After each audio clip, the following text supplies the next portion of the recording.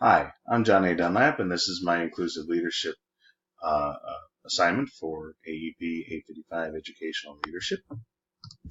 For part one, we were supposed to find a couple of articles or videos that talked about leadership or inclusive leadership.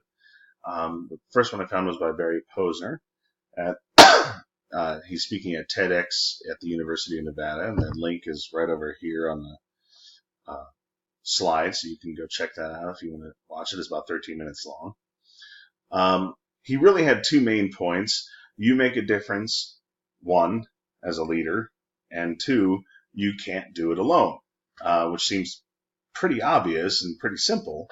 And he elaborates on it, but in an inclusive leadership standpoint, that's absolutely true, because you cannot do it alone and be inclusive. If you're doing it alone, that's pretty exclusive. So he talks about how the first person who must follow you is you. So you have to know yourself and align your behavior and your habits along with your values. Because if you aren't following behavior and habits that align with your values, then your followers won't. Then he goes into this example of a movie, which pertains to it, but really gets to the meat and potatoes after, where he talks about how leadership is not a solo act, it's not a monologue, but it's a dialogue, it's a conversation between people. You have to build relationships through that dialogue, and the relationships have to be solid, have to be more than superficial, how's your day sort of things, but like even into what motivates people. So just like any relationship, you don't want it to be callous or abusive, but a relationship where people, have each other's best interests at heart, and they think well of each other. They think they're great. And from an educational standpoint, it's absolutely true. If your students don't feel like you have their best interests at heart, or if you're just there to collect a paycheck, they're not going to want to learn from you. So it's imperative that you build a relationship with your students. And it's difficult. I mean, I have 166 students, and I struggle to learn their names, let alone build relationships with each one. But I try at some point in the semester to have a personal conversation with each and every one of them. And something, I try to make it something that doesn't involve academics, just to build a relationship. Mixed bag on success, but I attempted. The second one I found was a pretty great article from the Harvard Business Review, where they interviewed 24 CEOs from all over the world. And I know this looks wordy, but I'm going to summarize. And this is very truncated from the article. Again, the link to the article is up at the top there. You can go check it out yourself. But they interviewed these 24 CEOs and found that each CEO, all of them, in their own way at least, approached inclusivity as important, as a personal mission. They thought it was needed to stay competitive, believed it to be a moral imperative, either through their own experiences or through their values. One of them says people with different lifestyles and different backgrounds challenge each other. Diversity creates dissent, and you need that. Without it, you're not going to get any deep inquiry or breakthroughs. One of them says diversity is a source of creativity and innovation. It's not all sunshine and rainbows, though. Only 4% of them, only 4% of companies on the 2013 Fortune 500 list were led by female CEOs. That's an embarrassing small number. I really thought there were more women in charge. And it goes on to talk about anecdotes of how some of these CEOs have met with discrimination or ill treatment based on their ethnicity or gender or whatever. And some examples are like the CEO of MasterCard is an Indian Sikh man, and so that had created problems for him. The former CEO of Avon is an Asian woman, and how she would find herself as the only Asian woman in the room, oftentimes. And then it flips it, talks about how at least one example where folks inadvertently discriminated or treated people poorly. Jim Turley, the CEO of Ernst & Young, describes a moment where three women on his board had all pitched an idea, not at the same time. One said it, and then another one said it again in a similar wording, and a third one said it, and he didn't acknowledge them, or at least not acknowledge the idea, until one of the male board members said basically the same thing, and he said, "Oh, what a great idea!" And then it occurred to him later what had happened, and he felt foolish, but that's just indicative of what goes on. So it ends on a higher note with a quote from another of the CEOs. It says, in an inclusive culture, employees know that irrespective of gender, race, creed, sexual orientation, and physical ability, you can fulfill your personal objectives by aligning them with the company's, have a rich career, and be valued as an individual. You are valued for how you contribute to the business, not for who you are or where you come from. So it's a pretty good article. You should check it out. Second part is we're supposed to talk about how, I'm checking my time there, sorry, how you can incorporate inclusive leadership in your classroom. So what I do is I show kids this video, and let me see if I can get it to work. Yes. So this video is, let me mute this, sound. This video is it's really rough. It's not entirely scientifically accurate, but it's the movement of the planets of our solar system around the sun and its movement through the galaxy. It's about 70,000 kilometers an hour. So the idea is I show them that we're this little blue rock hurtling around a ball of fire through space at 70,000 kilometers an hour. Now what that does is it illustrates that we're all in this together. And just like on this planet, where we're on this little ball of rock in space, in this classroom, it's just the group, 25, 30 of us.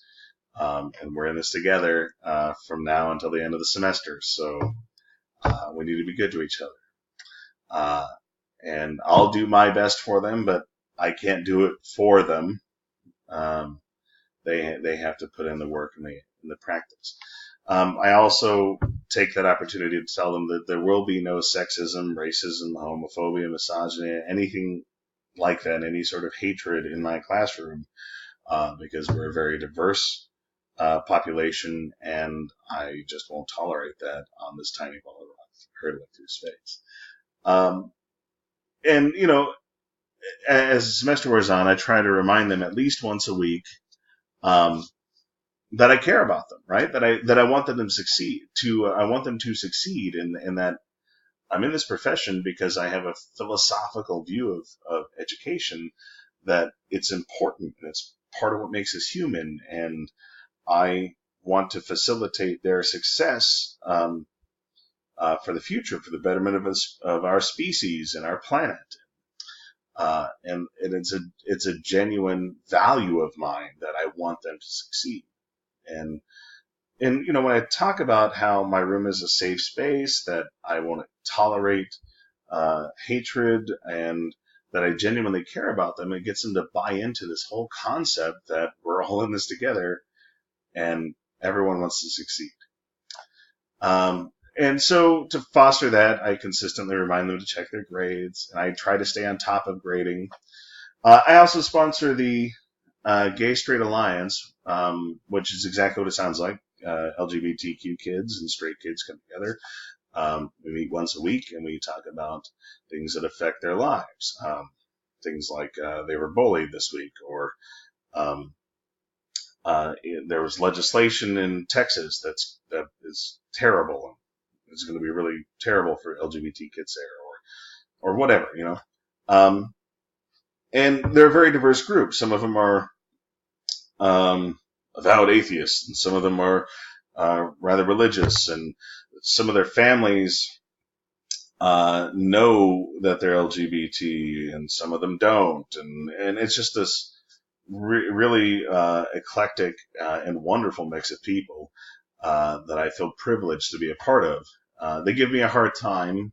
I'm the straight white male sponsor of the Gay Straight Alliance, so um, they give me a hard time about that because it's like the one instance where I'm actually a minority.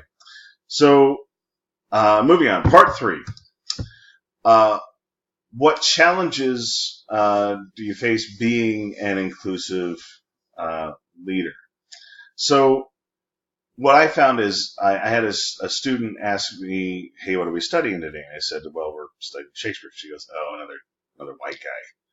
And I thought about it for a moment. And in English, because of the nature of it, English is written by English people, and they're historically predominantly white, and historically the people who could write or were educated or encouraged to write were male, and so it tends to be, dead white guys that we study. So I thought about that, and for the next unit, I shifted away from white males and focused on people of color and women. And so when you do that, it's not entirely fair because they get the bulk of literature, but the when you shift to a non-majority, the majority kids feel like you've isolated them or singled them out, and that's not really, so it's a delicate balancing act where I want to bring in diversity into the curriculum without alienating my like white male students. So you can run into that if you try to become too inclusive. You can sometimes alienate people, and that's weird that can work that way, but it can. Some students, because I have a safe space, and my room is one where I'm very tolerant of a diversity of views. They think that I'm not all of them, but a few of them perceive me as soft or as a pushover. And so, to combat that, I just have expectations of them, and I don't really bend on those expectations.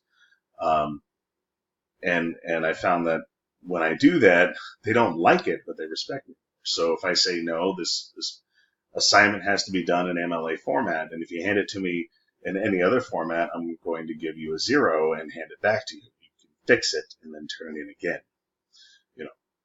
And they're like, why? Well, that's my expectation. It's very simple.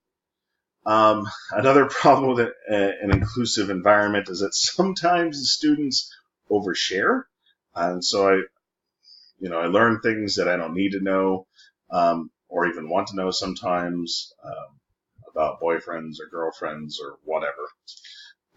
And occasionally, and I don't know if this is so much an inclusive leadership, but it might be just me. Sometimes the atmosphere in my classroom is a little too relaxed, and so students speak their mind, which I love that they feel they can, and want them to feel that way, but they're teenagers, and so sometimes their timing is not the best. So the atmosphere gets a little too relaxed because I want to foster an inclusive environment that allows everybody to participate. So thanks for listening to my video, and I hope you enjoyed it and learned something from it.